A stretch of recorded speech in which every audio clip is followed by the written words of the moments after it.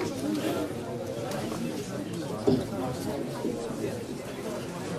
الله الرحمن الرحيم. الحمد لله نحمده ونستعينه ونستغفره ونعوذ بالله من شرور أنفسنا ومن سيئات أعمالنا. من يهده الله فلا مضل له ومن يضلل فلا هادي له. وأشهد أن لا إله إلا الله وحده لا شريك له وأشهد أن محمدا عبده ورسوله. يا أيها الذين آمنوا اتقوا الله وقولوا قولا سديدا يصلح لكم أعمالكم ويغفر لكم ذنوبكم ومن يطع الله ورسوله فقد فاز فوزا عظيما.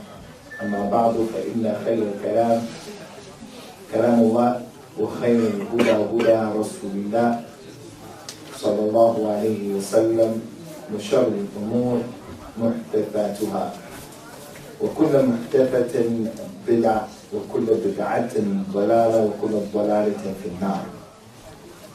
The title of the talk that has been given to me and suggested by some of the brothers who are responsible for organizing today's event is that they wanted me in this first talk to deal with the issue of Muslim identity and who is it that we're supposed to copy and imitate. And no doubt it's an important issue that's connected to the three main aspects of the deen of Allah Ta'ala. The religion of Islam came and it made everything clear that we need to know. And our mundane affairs that are not considered to be that important or significant, Islam came and explained them in detail.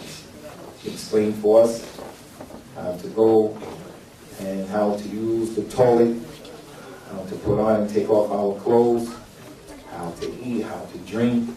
These are issues that many people consider to be mundane. They're not that significant in the overall scope and scheme of things. Islam came to explain all of that. Allah subhanahu wa ta'ala said in a number of ayat of the Quran, وَكَذَلِكَ نُفَصِّلُ الْآيَاتِ وَلِتَسْتَبِينَ سَبِيلُ الْمُجْرِمِينَ. We have explained the ayat in details, and we have explained and made clear the way of the criminals, the way not to be. We mentioned in the Quran, وَنَزَّلْنَا عَلَيْكَ الذِّكْرَ أو الكتاب تبيانا لكل شيء. We revealed to you this book, Ya Muhammad sallallahu alayhi wa sallam, and this Quran and what is in it and what it consists of, the Quran, the Sunnah, Ijma, Qiyas, all of those issues that we revealed to you. It hasn't left anything out. It explained everything. وَلَكِنْ لِيَقْضِيَ اللَّهُ أَمْرًا كَانَ مَفْعُولًا لِيَهْلِكَ مَنْ هَلَكَ أَنْ بَيِّنًا وَيَحْيَى مَنْ حَيَّ أَنْ بَيِّنًا إِنَّ اللَّهَ لَسَمِيعٌ عَلِيمٌ. Allah revealed the Quran, He revealed the Sunnah, Qiyas, and Ijma. All of these are connected to the religion. And He said the reason for that, because it is something that Allah Ta'ala has decreed from way before, so that whoever is going to be destroyed will be destroyed with proofs and clarity. And whoever lives and is successful is going to live with proofs and clarity. And Allah is Samir Alim. He's all hearing, He's all knowing. So a person is not going to be destroyed because the religion of Islam is ambiguous, ambiguity. He's not going to be destroyed because the truth is not clear from the batil. In the deen of Allah, we know that the truth cannot coexist with falsehood. The truth is clear and falsehood is clear. Sometimes there's some iltibas, there's some ishkal. A person doesn't have knowledge, so as a result of that, he can't identify the truth and he can't distinguish the truth from falsehood. But in terms of the religion of Islam, the truth is clear and the falsehood is clear. So anyone who is successful, he's successful because Islam is clear. And anyone who is not successful is not successful because he rejected that clarity. He didn't work based upon that clarity. So the shahid of all of that kalam is that in mundane affairs, Al-Islam explained in details, everything we need to know. We don't need any other religion, any other group coming to us, telling us, do this particular thing that's in your religion this way is better. And if someone thought that that was the case and it's possible, it goes out of Islam with that understanding, knowing that Allah Ta'ala has completed the religion. So, the big issues of Islam, like our aqidah, what we believe in.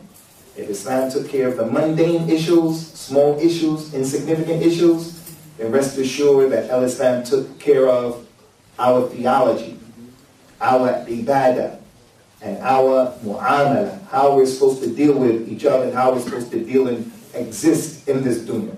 Three main issues. Islam took care of all three of them. This topic is connected to all three of those issues. It's connected to the aqidah of the Muslim. It's connected to the aqidah of the Muslim from the angle that the Muslim has to believe, he has to believe that his way is different from the ways of other people. If he thinks Islam is a religion that tells us all of the will and the spokes that are on the will, they all lead to the sinner, so you can do and be whatever you want to be. If he believes that, he didn't understand the deen of Allah. He has to believe that Al-Islam is the way of life that Allah wants for him, that Allah Ta'ala has charted out for him. It also enters into the ibadat, and that once a person believes he's going to do certain things, she's going to do certain things, she's going to dress a certain way, she's going to be a certain way. And that certain way is ibadah in the deen. Similarly, it's in our mu'amalat, how we deal with each other, how we deal with people who are not from this particular religion. So the issue, no doubt, is an important issue.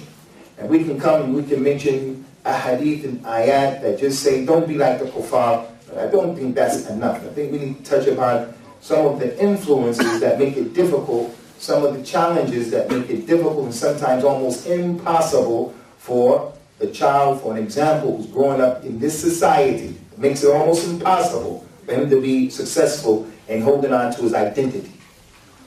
The odds are against us. The odds are against your child. And that's not being pessimistic, and that's not being negative. But if you leave your child to grow up in a non-Islamic environment, especially the one that we're dealing with right now, the odds are against you. Most children are going to be unsuccessful. Most families are going to be unsuccessful. Most fathers and mothers are going to be unsuccessful in bringing about children who exemplify, and they're the replica of what Allah wants for them in terms of what this dunya is all about. So we want to touch on some of those issues. Before even dealing with them though, as it was the minhaj of one of the companions of the Prophet sallallahu alaihi wasallam, Hudayfa ibn al-Yaman. He was a distinguished companion. He was a companion who, he along with his father, they were both companions. Radiyallahu anhuma. He was distinguished in that he was ameen, extremely trustworthy in that. Rasulullah sallallahu alaihi wasallam told Hudayfa the names of all of the hypocrites of the community. Rasulullah knew who they were, he knew exactly what their names were, and he told that secret to Hudayfa, that sitting over there, munafiq, that's munafiq, that one is a kafir, showing that these people who were sitting as munafiqeen, the Muslims thought that they were real Muslims, but Hudayfa knew that they were kuffar, they were munafiqeen. So he has a position in Islam. And that position came as a result of who he was and how he was. So he used to say something different was about him and the other companions. قال كان الناس يسألون رسول الله صلى الله عليه وسلم عن الخير وكنت أسأله عن الشر مخافة يدركه. He said all of those other companions, they used to ask the Prophet ﷺ about the good things. Ya Rasulullah, how do I get to Jannah? Ya Rasulullah, what is the best and most beloved deed to Allah? Ya Rasulullah, what is this, what is that out of the good things? What's the best kalima? So forth and so on. They used to ask that question.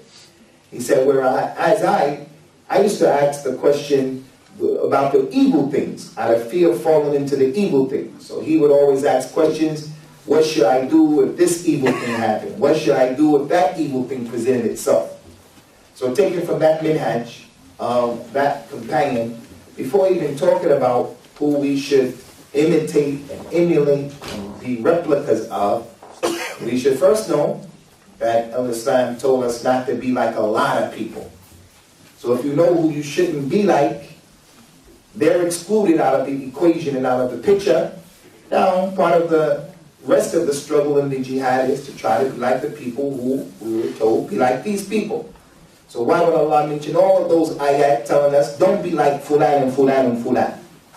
Like, for an example, the statement of Allah, Ya ayyuhal ladhina amanu, la takunu kalladhina adaw Musa, fabarra'uhu Allahu mimma qalu, wa kana inda Allahi wajiha.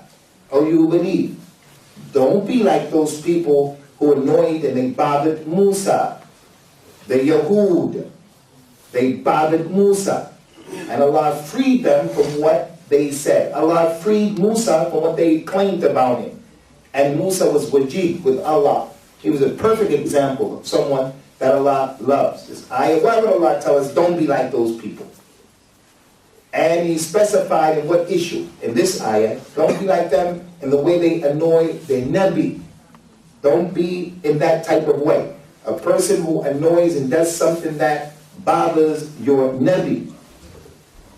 Meaning ayah, وَلَا تَكُونُوا كَالَّذِينَ نَسُوا اللَّهَ فَأَنْسَاهُمْ أَنفُسُهُمْ. Don't be like those people who forgot about Allah. So Allah forgot them. They forgot about Allah. So Allah forgot them. Ayat upon ayat upon ayat telling us, don't be like these people, or fulan, or ulaika, or haulai. وَلَا تَكُونُوا كَالَّذِينَ فَرَّقُوا دِينَهُمْ وَكَانُوا شِيَعًا كُلُّ حِزْبٍ بِمَا لَدَيْهِمْ فَرِحِينَ. Don't be like those people who divided their religion, and they became divided amongst themselves. This one over here is Hanafi, and that one over there is Maliki, and that one over there is Sufi, and that one over there is Ikhwani, and that one over there is Ash'ari, and that one over there is Salafi, and that one over there is this, and he's all, don't be like that. Don't be like those people who fell into different groups and schisms. Each group was happy with what it had, because it's going to be a problem. So the point of all of that kalam is that Allah Azza wa Jalla, in many ayat of the Quran, not one, not two, not the three that I mentioned, more than that, وَلَا تَكُونُوا كَالَّتِي نَقَضَتْ غَزْلَهَا مِنْ بَعْدِ قُوَّةٍ أَنْكَاثًا. Don't be like the lady. Don't be like those people who they destroy their deeds. Don't be like those people who build and build and build. He has a family, for an example. He's building his family. He comes into the religion of Al-Islam. He changes his life. She changes her life. And they want to start building for the future. And the main future is the hereafter. But they allow certain things to happen that destroy all of those efforts. He became a Muslim for his hereafter. He got married, has children. But those children are going to be destroyed. The ayah said, don't be like that lady who sold her thing and then she ripped it apart. You became a Muslim, you made decisions, and now you do things that are counterproductive, that are going to destroy the very efforts that you put forth. Going to destroy your child by that decision. So the point is, before talking about who we should be like, there are many ayat that the Muslim has to read the Quran and get some fiqh. There are many categories of people and types of people that the Quran and the Sunnah said, don't be like that.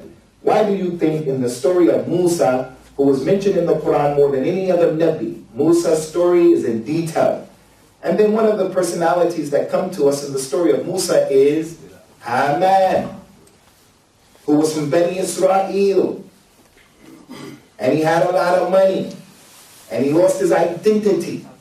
And when his brothers, who were believers from Bani Israel, used to come to him and they used to tell him, La tansa nasibaka min ad-dunya. You can have your money, don't forget your dunya. You can enjoy your dunya, but don't forget you're a Muslim. You're supposed to be with us.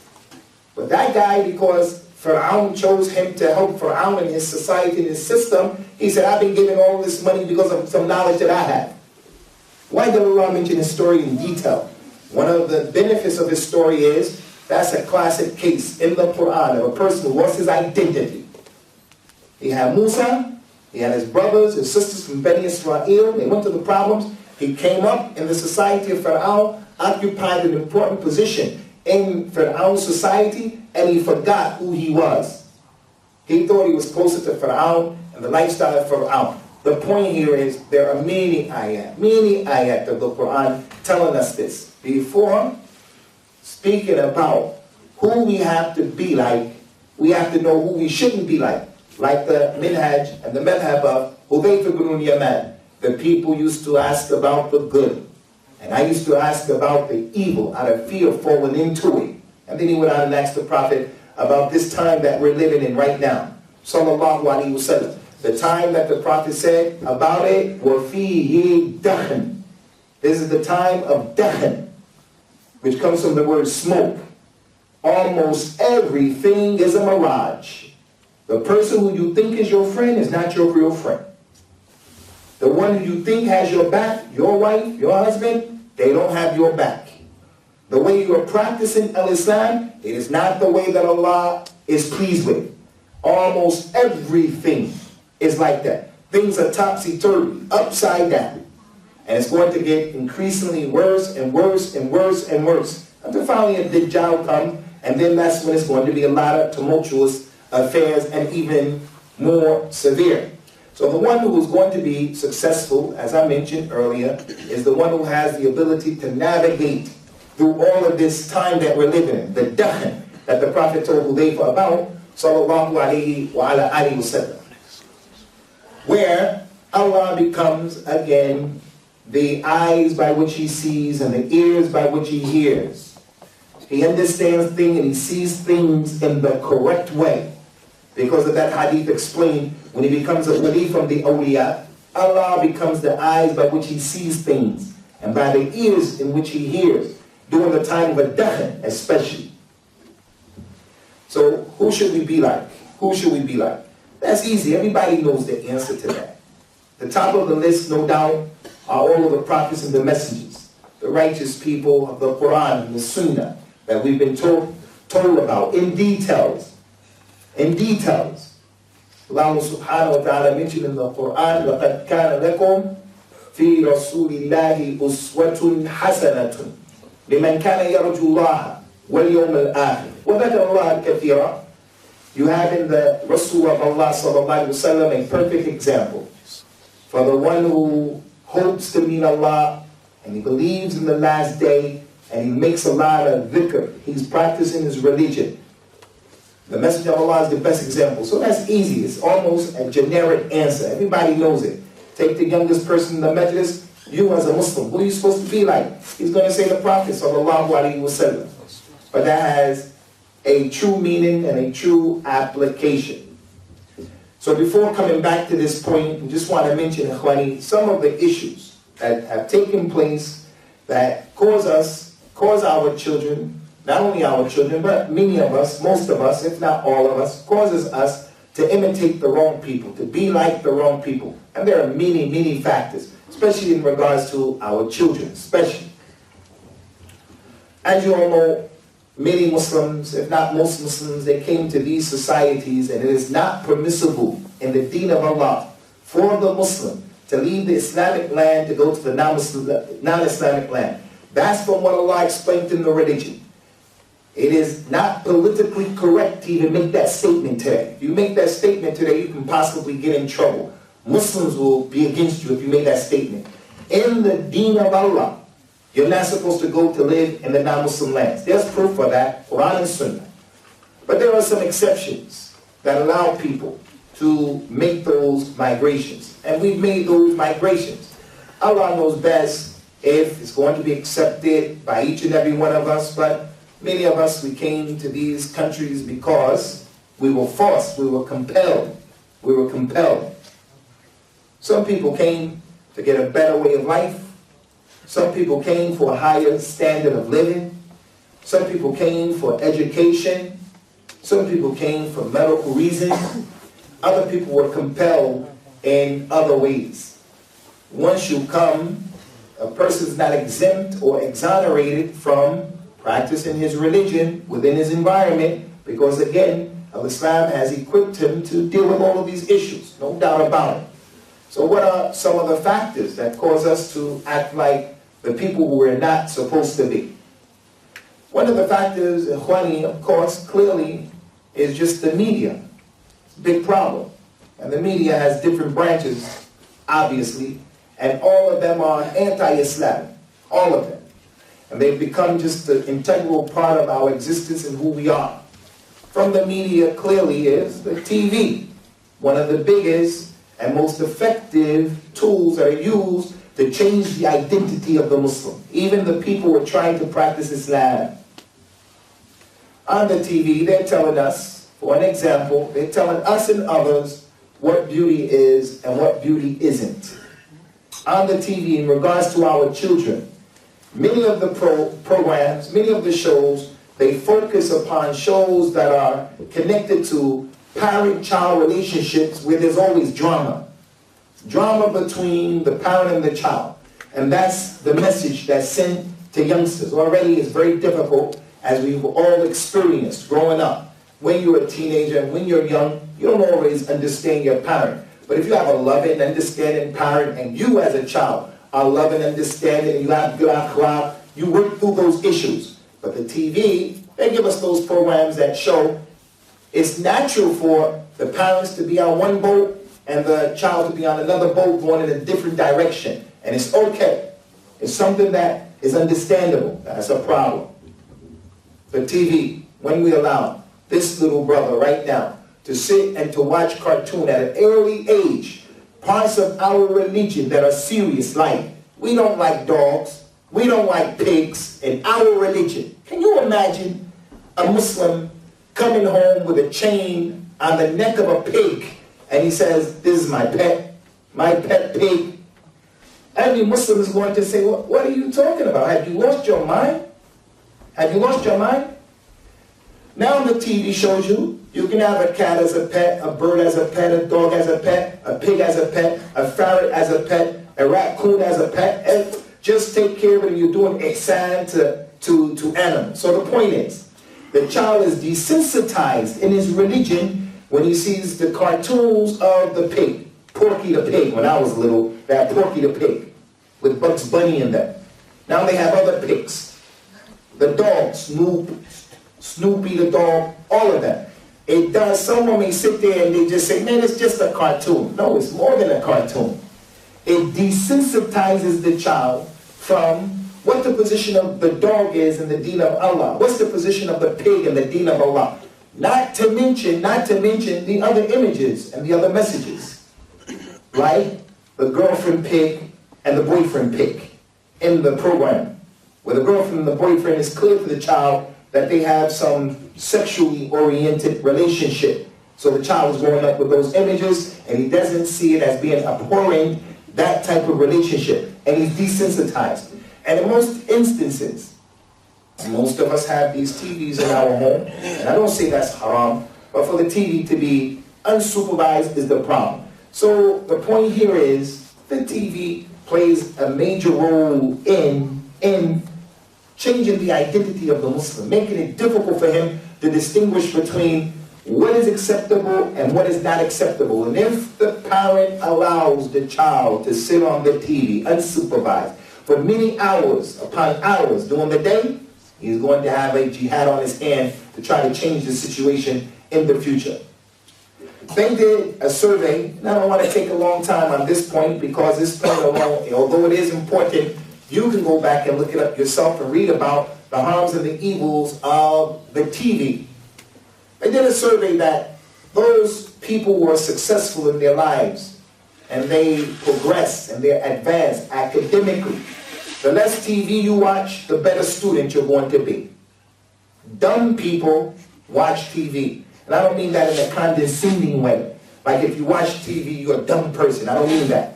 But almost any program you come and see, like right now, Sherlock Holmes. Sherlock Holmes is the new program. We already know that from reading the book. We already know the story from growing up. Now they make a new one. If you never heard of it and you went to see the program, you already know the script before you watch it. You know that there's going to be a girl that the hero likes, and everybody's going to come at the end, and the winner is going to be the hero. Why do you have to sit to watch that? To be entertained? No. So they can dumb your intellect down. So the point here in the Shaikh here, from the reasons why Muslim children, Muslim people lose their identity is that TV. Another issue is education. We came here for education. And no doubt there are opportunities that are afforded to us here that are not afforded to us in the Muslim world. Unfortunately, Saudi Arabia, one of the most reserved Muslim countries in the world, conservative, they try to hang on to a lot of who they are. They have enough money where they don't have to be dictated to by these kuffar. You better do this, you better do that. So they're able to say things back to the kuffar because kuffar want their oil. They started a university there, never had one before, where it's an international university that allows international students to come to study there. We had a Shaikh who was at our masjid recently. His name is Shaikh Saad al-Shitri. He used to be on the Kibar Ulama Lejna. They kicked him off because he made some statements when he was asked about the presence of that university. What those non-Muslims brought into their country. And that's why the Nabi told the people sallallahu alayhi wa ala alihi wa sallam about the Muslim and the non-Muslim living together. When you live in their lands or when they live in your lands, he says sallallahu alayhi wa ala alihi wa sallam, أَنَا بَرِيءٌ مِّن كُلِّ مُسْلِمٍ يُجَادُ الْمُشْرِكِينَ لَا تَتَرَاءَ نَارُهُمَا. I'm free of every Muslim who mixes and he's with those mushrikeen. He said the two fires cannot coexist. There's no coexisting. They're going to impact each other, and depending upon who has the most strength and depending upon who's offering what is going to determine who has the most effect. Your fire is going to be subdued by his fire when you live in his society. So the education. In America, there is an experience in the university. An experience. That experience is you move away from your parents and you start to experience some independence and some freedom. Your mother and your father are not watching you as much. For the first time in your life, you have complete independence. That's even if you're living at home. You still go out and you're at the university and you start to meet people and do things, and even if you have to come back home, that time spent at the university is an experience. An experience with drugs. For some people, partying and having a good time. For other people, experiencing with the boyfriend and the girlfriend dynamic and so forth and so on. We came to take advantage of the experience, but for the Muslim, going to the university is more than the experience. Going to the university is being focused to get the degree and to avoid all of the extra curricular activities that go against the deen and make the person of the people who, again, he loses identity. So now it becomes a religious responsibility for the Muslim parent and for the Muslim young man or young lady. When you go to the university, there's nothing wrong with that, inshallah. But there are things going on in the university that are counterproductive. They're diametrically opposed to the deen. Like the free mixing of the two sexes. The question that came to the Shaykh last week, again, the Shaykh who came, he sat on the lejna of the Kibar and Ulama. He was a big scholar. And because he's not there anymore, doesn't mean he's not a big scholar anymore. One of the young brothers from Somalia got on the microphone and he said, I'm trying to practice my religion, Shaykh, and I have a question. I want to know. My professor is a lady who's teaching me, and she's in front of me, and she wears tight clothes, and she's a voluptuous woman. Can I look at her? Do I have to lower my gaze while I'm studying? The boy is 18, 19, 17. He's filling his oats and his Cheerios and his shahwa. And there the teacher is on display. And if he's shying as haya and he's not looking, the teacher say, hey, pay attention, Ahmed. Pay attention. And to mention these issues, it's a challenge, it's a problem. You will be looked at as being a person who doesn't buy into what they're calling now What are these words they're using? Integration. And we're all for integration. The Prophet ﷺ was integrated when he was in Mecca and when he went to Medina. But he integrated with Bawabit, rules and regulations. The child in the school, he does physical education class. He has to take his clothes off. She has to take her clothes off in front of other girls, in front of other boys. They have to shower. And if he doesn't shower and he stays like that, he goes against the religion about the issue of purity and cleanliness and smelling good. And the angels being next to you or not being close to you and so forth and so on. So, again, this is the dakhil that the Prophet talked about, sallallahu alaihi wasallam. That the existence of the average, everyday Muslim, what he's doing, his mere existence is he's going to compromise his religion. And when he compromises his religion, Allah Azza wa Jalla has given the human being the ability to be resilient, to bounce back from almost anything. Some catastrophe happens to him, he loses a limb, he loses a job, he loses his mind, he has the ability to bounce back. If you find yourself in an environment where you're being bombarded by things so that you don't go crazy, this human mind, it will start to accept that thing so that you won't have these clashes within inside of yourself. And once you accept them, they become normal. If there was a billboard in front of your house, an advertisement, one of those big billboards, and it had a naked lady or a lady who was lying down selling some product and she looked very sexualized. When you first come out, when you first see it, it's a shock. After the second day, third day, second week, fourth week, 1 month, after that, it just becomes something you look right through it and right by it. But your mind still sees it. And that's how it is. The dakhil, the reality of living here. And that doesn't mean if you lived in the Muslim world that you're not subjected to this. Doesn't mean that. But it's on a lesser level. It's on a lesser level. And also in the Muslim world, although it's on a lesser level, you have other apparatuses and other emphasis and other ways, means and ways, like the masjid, like hearing the adhan, like seeing people manifesting things that from the religion that help you to combat these things. Whether it's psychologically, you can't figure out it's just going on in your mind, or because you make an attempt to do it. So the media, TV. Second to TV, or parallel to the TV, is the music.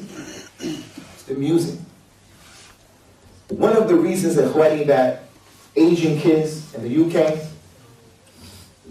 Somali kids in the UK, these are people who have religion, people who have a deen, people who have a culture. White people, Europeans, they have culture as well. But in their culture, because of their Christianity and their Judaism, is Isa Besa. It's mixed up with a lot of stuff. It's mixed up with contradictions and problems. In the culture of the Muslims, when we're following Islam correctly, the culture and the religion, when done properly and practiced properly, it is a fortitude for that individual. If you find the person listening to this music that they have out there, where there's a lot of misogynistic statements that are coming out, the woman is referred to as a B in the music. That's just normal. A B. The woman is a B. Your mother is a B. The person is upset with his sister, whatever, they'll say to their friend, that be this and that be that. And he may not even necessarily be speaking in a bad term like with anger. He just describes the lady as a B. His best friend from the music is his dog. What's up, dog? That's his best friend, how he describes his best friend. And it's, well, I heard it with my own ears. We used to say, when I was young, when black people were trying to come out of the yoke and the oppression of Christianity in the 60s and the 70s, and we tried to take negative words that white people gave us, like nigger. They used to call us nigger, which means you're lazy, shiftless, and you're no good. That's what they meant. It was a derogatory term. We took that term and we tried to turn it in, make it inverted to become a word of endearment. Some people accept it and some people say, no, it's still negative. And you'll call your friend nigger, but in an endearing way. The older people say, don't use that term. Don't you know? We had forefathers who were whipped by that term. They were killed by that term. It's a disgrace to call and to use that term. But there was an attempt. We used to call people who we didn't know. I meet you for the first time. I say, what's up, cousin? What's up, cuz? My family. You become my family. Now, the way it has gotten worse, the dakhan. It's the negative way that people are being described. That people want to be our children. They want to exemplify and be examples for gangsters and murderers and hustlers and pimps and prostitutes and on and on and on. These are some of the main factors that cause the Muslim identity to be lost. So it's not okay. It's not okay for the Muslim parent or the Muslim youngster to allow himself to believe listening to that type of music is not harmful. No, they send clear subliminal messages to your mind and they make you act and think a particular way that is, again, diametrically opposed and in conflict with the messages of the Deen of Allah Azza wa Jalla. From that, Ikhwani, this is where the masjid in this environment is so important.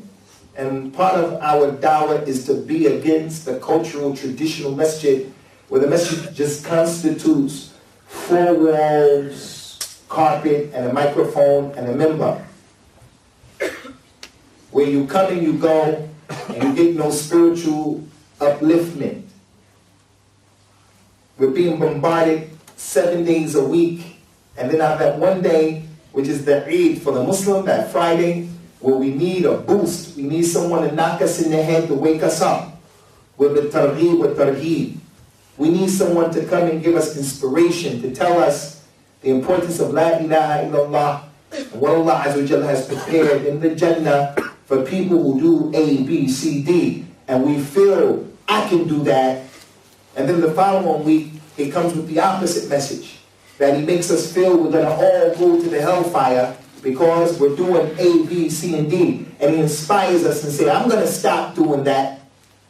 As for the masjid that's cultural, traditional, from Somalis, from Asians, from Africans, where we come into the masjid and it's just an ibadah, 4 walls, minbar, microphone, and the carpet. That's it. The guy takes the piece of paper, the imam, and he starts reading, and the Amir al-Mu'mineen, Harun Rashid, he said that he's upset with seeing all the munkar in the streets of Baghdad. He's reading a khutbah from Harun Rashid's minister from 1,000 years ago. You're not trying to hear that Islam. This is 2011, 2012. We're on the threshold of 2012. 1,433 years since the Nabi made his hijrah, and you're telling us Harun al-Rashid and our kids have all of these issues going on? We adults, parents, husbands, wives, you got all these issues. So this next point, Ikhwani, about the influences that cause the Muslims to change their identity is really connected to the administration of this masjid and every masjid. The political process in this country, in America. Human rights. Those human rights laws, and the people who conceive them and implement them, they compromise our religion, our identity. Because they're telling you, look, if you want to live in this country, you better get on the boat. You better get on the boat. And the price of the boat, the price to ride on this trip, is that you have to make some compromises. You have to accept homosexuality and be quiet about it. And your child has to grow up believing, that the child who's next to him in the school, he has 2 parents, Fred and John. And that is just as normal as your child's parent, where your Ahmed and his mother is Sophia. And when the child sees, your child, Muslim child, when he sees his friends, two mothers come to pick the girl or the boy up, two fathers come to pick the girl or the boy up, this is a message that you have to teach your child, this is okay. There's diversity. And if you teach against it, you'll get in trouble. You will get in trouble. In the school system, I used to do it more often, but I slowed down on it now. We used to go to the schools to expose the schools to what Islam is. We invite them to our masjid to expose to them what Islam is and what Islam isn't, trying to fight against these negative stereotypes that the media is pumping out there. If your name is Usamah, the media, if the man named his son Usamah because of Usamah ibn Zayd, the one who was the grandson of the Nabi, treated like the grandson, sallallahu alaihi wasallam. If that's the name of your child today, after 9/11, your child is going to get in fights with people just because of his name. He's going to change his name from Usamah to something else, to hide his name, because people, the media, they make Usamah bin Laden, ghafarallahu lahu wa lana. May Allah forgive us and him. They make Usamah bin Laden an individual who is the poster child for Islamic terrorism, an oxymoron, Islamic terrorism. So the point is, in terms of the policies and the politics, our communities, when we go to these schools, we expose them to real Islam. But the policy of every public school is that just as the child is exposed to the masjid, he has to be exposed to the Sikh temple. And he has to go to the church. And he also has to go to the synagogue. And he has to go to where the devil worshippers are. Because the devil worshipper, he has the right to worship the devil.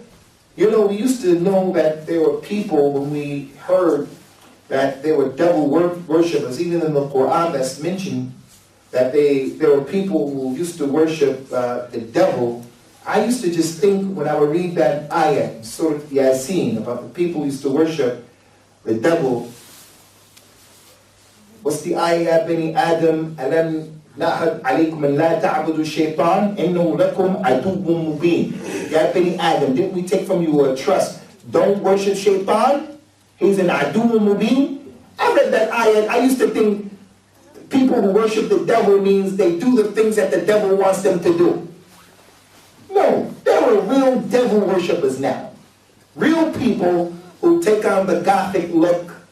They look like vampires. They wear big boots. They wear long coats, you know, and like that. Black fingernails. And they actually worship the devil. And they have the right. And in America, they gave them an official day to celebrate, like everybody else. You have your Eid. They have Christmas. They have Hanukkah. They have Easter. They have their devil worship day during the winter solstice and all of that stuff. So the point is, Ikhwani, the politic of being politically correct. It means and it indicates that just as the non-Muslim child can and should be exposed to the masjid, the Muslim child should and can be exposed to these other ways of life. Whereas the religion of Islam said, don't do that. The religion of Islam didn't allow you to do that. You don't have a choice. You're not allowed to do that. The Prophet told us, sallallahu alaihi wasallam, when the Dajjal comes, when he comes, go the other way. Don't go being inquisitive, trying to figure out, is he this or that, because you'll wind up following him. Go the other way. And the general rule comes from that, the rule of Ahl Sunnah, the rule of Ahl Hadith, the rule of the Firqat al-Najiyah, those people trying to practice Islam, the way the companions were practicing Islam, is that you don't sit with people of innovation and people going to do all this craziness just to be trying to find out what's going on. You got to go the other way. But if you do that, you're going to get in trouble. You're going to have problems. So we have before us, Ikhwani, a formidable task, a big job, a big responsibility on every level. The mother, the father, the masjid. the individual himself, herself, you cannot be having ghurur. You cannot be impressed with yourself thinking, because you have a beard, or you wear jilbab, you wear niqab, you pray 5 times a day, or 4 times a day, or 3 times a day, you fast in the month of Ramadan. You cannot think, because you're not smoking crack, and you're not drinking, eating khat, you're not doing it, you cannot think for 1 minute that your Islam is on par with what Allah wants. This is the time of dakhil. And every place around us, we're compromising our religion. And not to compromise your religion will make you stick out like a sore thumb, a big fat thumb. If you had a big fat thumb on your hand, it's going to stick out like that. And so the Nabi said that the ghuraba, that they're going to go to the Jannah. Tuba lil ghuraba. Jannah is for the strangers. Those people who, they're existing and they look weird and they sound weird. And it's not easy to sound weird, and it's not easy to look weird. That's another reason why we change our identity. The child wants to integrate, and he wants to be under the radar. He doesn't want to be someone who is unique and distinct in that type of way. He wants to mix in and blend in.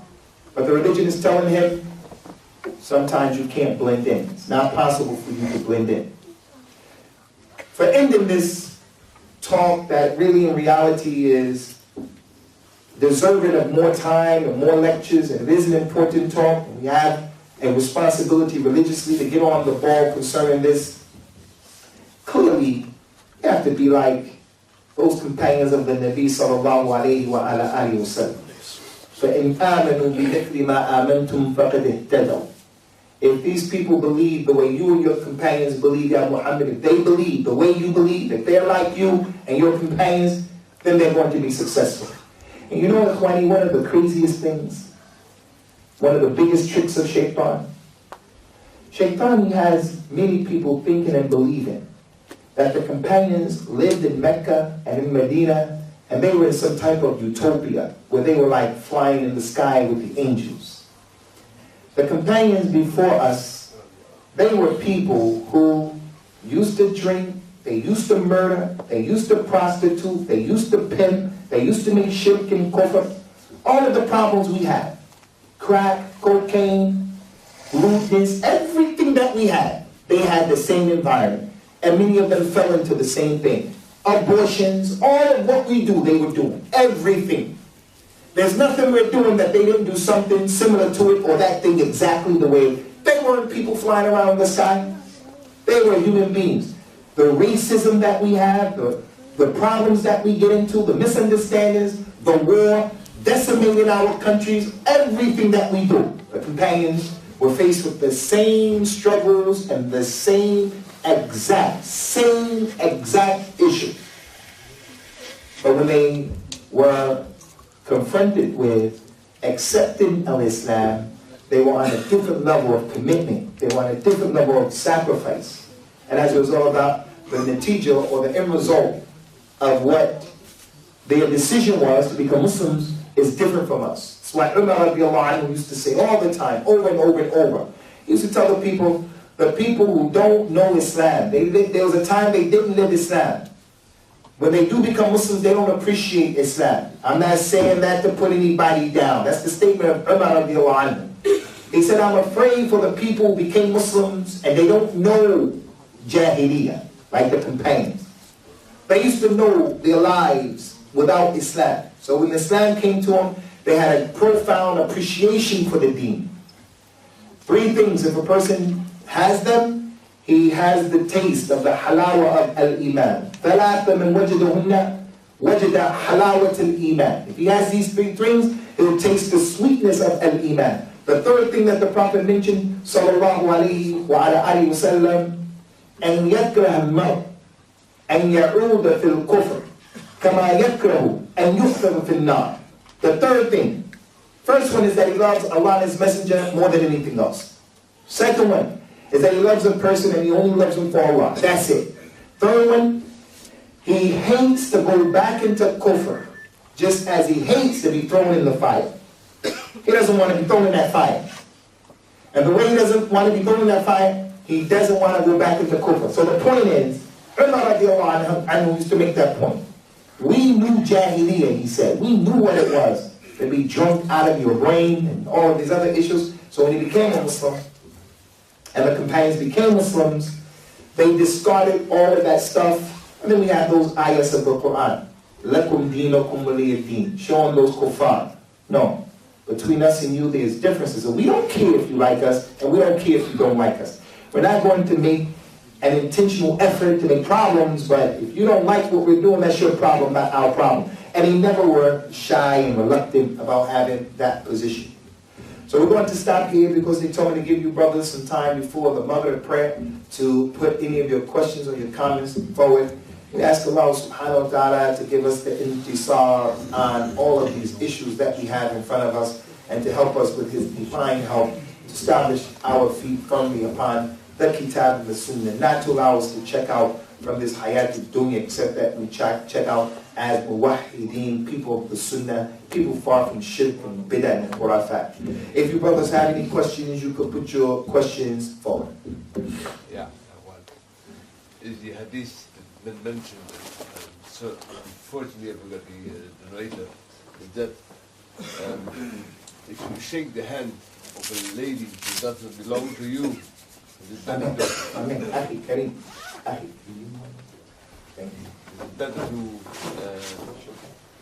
but I hear that on the Yom Kippur, better to put a hot nail in your forehead than shaking the hand of the lady that doesn't belong to you. No, that hadith is not authentic. That it's better to get a nail put in your head than to do that. It's not authentic. What is authentic in this bab is that the Nabi said, sallallahu alayhi wa alihi wasallam, for a man to be hit in his head with an iron pole, with an iron pipe, and just hit his head, that's better for him than to do that. For him to be hit in his head, if there's a choice of him doing that, or someone coming hitting him in his head, this one is lesser for him. It shows you how serious that is. As for the nail in the head, that's a famous hadith from the Jamaat al-Tabligh. They always tell you about the nail in the head, the nail in the head, the nail in the head. And it comes from a book that needs to be cleaned up that they had called Tabligh al-Nisab and the Fada'il al-Amal. Those two books should be discarded altogether. But the other one is authentic. And it suffices. It's ghani and kafi to show the proof. Any more questions, Ikhwani? Abu Bilal. Sorry, you mentioned the brother that asked the question to Sheikh Shitri. What was the reply to that? Allahu Akbar. I was hoping you wouldn't ask that question. Sheikh Shitri, when he was asked the question by the young brother, going to the university, does he have to lower his gaze? He talked about the ayat of the Quran, tell the believing men and believing women to lower their gazes. He talked about those ayats and some ahadith about lowering the gaze. And then he said, next question. I said to him, Sheikh, you didn't answer the question. He asked you, does he have to look down? He came back into me and said, I know. I can't tell him it's not permissible to study in that school at all, but people think I'm crazy. So he didn't answer the question. He didn't answer the question out of fear that he would be caught by the media saying something that can be twisted and turned into him being antisocial. He should be allowed to take that position. Although we don't agree with that position of the Shaykh, because in the country where he comes from, there's no free mixing of the sexes. The girls' school is over here, and the boys' school is over there. That's the deen. Somalia, wherever you go, that's the deen. And when they're small, and due to lack of finances, and the people in the same class, the girls over here, the boys over there. The girls back there, the boys up here. We try to do our best, based upon our imkaniyat. So, in the Muslim world, the ruling is, you can't go to that school. But over here, I don't believe you should tell them, you can't go to the school because they're free mixing. Because that would mean every young man can't get an education. Every young Muslim man can't get an education. So that means our community, our Shabbat, all they can do is flip burgers at Burger King and McDonald's and work at Subway and sweep the streets. So in Al-Islam, that position of the Shaykh is correct. But we have a durura, and I'm sure he understands that. And for the brothers who get fatwas from Shaykh overseas, who tell us it's not permissible, the young man and the young woman, they're studying, and the girl is in her 3rd year, he's in his 4th year, and then he starts practicing. And people start telling him, you have to listen to the Shaykh, you have to respect the Shaykh. But you can't just stop studying after 4 years or 3 years, and you just drop out. You have to weigh that situation and take that fatwa to someone to help you to understand what should be done and what shouldn't be done. Because we don't want people, again, where when our wives have to deliver children and they have to go to the gynecologist, who's going to look at them? Who's going to look at them? A man, this man, that man, Jew, non-Jew, devil worshiper, whatever. Who's going to look at them? A gay lady, whatever. We have a lady from our community. She's the local gynecologist, for an example. Our woman's going to try to go to her first, so forth and so on. So he didn't answer the question. And I told him, you didn't answer the question. He said, I know. I can't tell them this issue, that he shouldn't be in the school at all. So that was a bit of responsibility to him, and I hope I wasn't revealing the secret of the Shaykh. But that's what happened. Any more questions, Ikhwani? So, the same thing was asked to me. Jabal was there at the time.